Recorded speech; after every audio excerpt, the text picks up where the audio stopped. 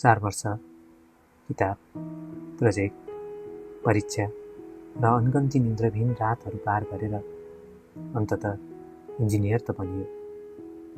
हातमा डिग्री छ, तर भविष्य अझै खाली कागज जस्तै लाग्छ। हरेक बिहान नयाँ जागिर खोजिन्छ, नयाँ आवेदन पठाइन्छ, अनि हरेक साँझ कुनै उत्तर नआएर दिन सकिन्छ।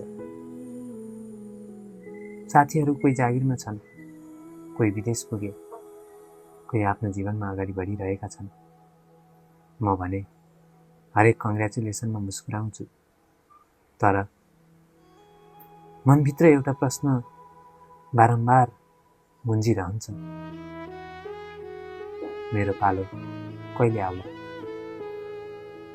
घरमा बुबाले आत्तिनु पर्दैन भन्नुहुन्छ, आमाले सबै ठिक हुन्छ भनेर हौसला दिनुहुन्छ, तर उहाँहरूको आँखामा लुकेको चिन्ता म स्पष्ट देख्छु।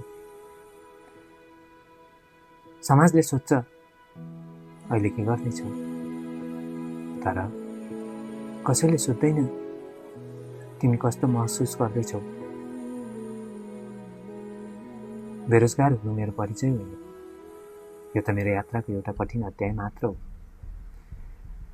म आज पनि हारेको छैन, किनकि हरेक अस्वीकृति पछि पनि म फेरि उठ्छु, फेरि प्रयास गर्छु।